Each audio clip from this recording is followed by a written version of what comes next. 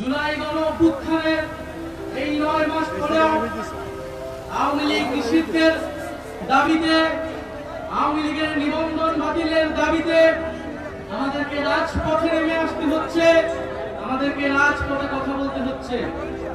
এটা আমাদের সামষ্টিক ব্যর্থতা বলে আমরা মনে করি। আমরা জুলাই গণঅভ্যুত্থানের প্রেক্ষিতে যে অন্তর্বর্তী সরকার গঠনে অংশ নিয়েছিলাম, সেই সরকারের কাছে আমাদের অন্যতম দাবি ছিল, জাতির কাছে আমাদের অন্যতম প্রতিশ্রুতি ছিল, জুলাই গণঅভ্যুত্থান সহ যে বিগত 16 বছরে যে ফ্যাসিজম, স্বৈরাচার তৈরি হয়েছিল বাংলাদেশে, তার বিচার নিশ্চিত করা। বিচার এবং সংস্কারের জন্যই মানুষ রাজপথে নেমে এসেছিল। বিগত 16 বছরে আওয়ামী লীগ কিভাবে ফ্যাসিজম কায়েম করেছে, কিভাবে স্বৈরতন্ত্র কায়েম করেছে, তিনটি ভোটকে তারা কুক্ষিগত করে মানুষের ভোটাধিকার করে হরণ করেছিল। পিলখানা হত্যাকাণ্ডের মাধ্যমে বাংলাদেশের সেনাবাহিনীর দেশপ্রেমিক অংশকে তারা পরাস্ত করেছিল এবং বাংলাদেশের সার্বভৌমত্বকে হুমকির মুখে ঠেলে দিয়েছিল।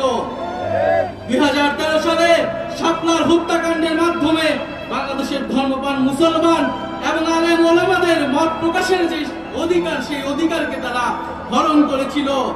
এছাড়া ধারাবাহিকভাবে গোটা সংস্কার আন্দোলন, নিরাপদ সড়ক আন্দোলন, মোদী বিরোধী আন্দোলনে তারা হত্যাকাণ্ড এবং দমন পীড়ন চালিয়েছে।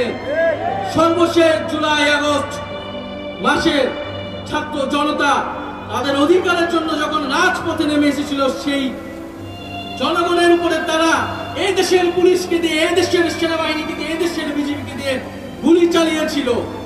আওয়ামী লীগ কোন রাজনৈতিক দল নয়, আওয়ামী লীগ একটি ফ্যাসিস্ট সন্ত্রাসী সংগঠনে পরিণত হয়েছে। আওয়ামী লীগের রাজনীতি করার আর কোনো আলোচনার প্রশ্ন থাকে না। আওয়ামী লীগকে আমরা এই জন্য বলছি যে আওয়ামী লীগের নিবন্ধন বাতিল করে তার রাজনৈতিক এবং সাংগঠনিক কার্যক্রম বিচার চলা পর্যন্ত নিষিদ্ধ ঘোষণা করতে হবে। কিন্তু দুঃখের বিষয়, বর্তমান পরিস্থিতিতে আমরা দেখছি গত 9 মাসেও বিচার কার্যক্রম দৃশ্যমান হয়নি। জুলাইয়ের শহীদ পরিবার এবং আহতদের যে রাষ্ট্র দায়িত্ব নেওয়ার কথা ছিল, তাদের যে মর্যাদার জীবন নিশ্চিত করার কথা ছিল, সেই নিশ্চিত করতে পারেনি এই অন্তর্বর্তী সরকার। এবং আমরা দেখছি দুঃখের সাথে যাদেরকে গ্রেফতার করা হচ্ছে তারা জামিনে মুক্তি পেয়ে যাচ্ছে, বিভিন্ন জায়গায় মামলা বাণিজ্য করা হচ্ছে এবং বিভিন্ন রাজনৈতিক দলের আশ্রয়ে আওয়ামী লীগ তৃণমূলে পুনর্বাসিত হওয়ার পরিকল্পনা করছে। বন্ধুগণ, আমরা দেখতে পাচ্ছি যে আমাদের এই অন্তর্বর্তী সরকারের সময়, গণঅভ্যুত্থান পরবর্তী সরকারের সময় যে নির্বাচন কমিশন গঠিত হয়েছে, সেই নির্বাচন কমিশন গণহত্যাকারী ফ্যাসিস্ট আওয়ামী লীগের লোকদেরকে প্রার্থিতা অযোগ্যতা ঘোষণা করতে সম্মতি দিচ্ছে না। তারা বলছে যে এটি নাকি রাজনৈতিক সিদ্ধান্ত।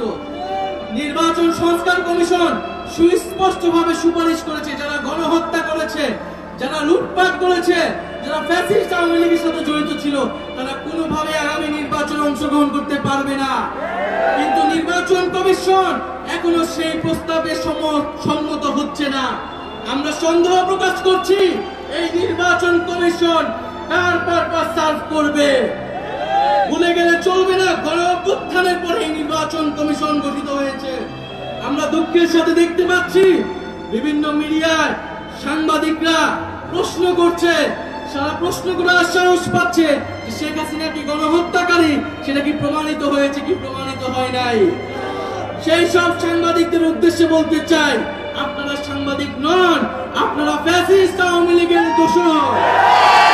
বাংলাদেশে নয়, শুধু বাংলাদেশে নয়, পুরো পৃথিবীতে জাতিসংঘের রিপোর্টও স্পষ্টভাবে প্রমাণিত হয়েছে, শেখ হাসিনার নির্দেশে, আওয়ামী লীগের নির্দেশে, আওয়ামী লীগের পরিকল্পনায় এই জুলাই আগস্টে গণহত্যা এবং মানবতা বিরোধী হত্যাকাণ্ড সংঘটিত হয়েছে।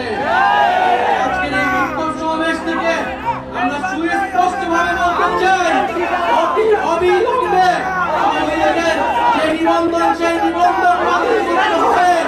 নৌকা মার্কাকে বাংলাদেশ থেকে নিশ্চিহ্ন করে দিতে হবে এবং বিচার চলাকালীন পর্যন্ত আওয়ামী লীগের সাংগঠনিক এবং রাজনৈতিক কর্মকাণ্ড আইন করে নিষিদ্ধ ঘোষণা করতে হবে।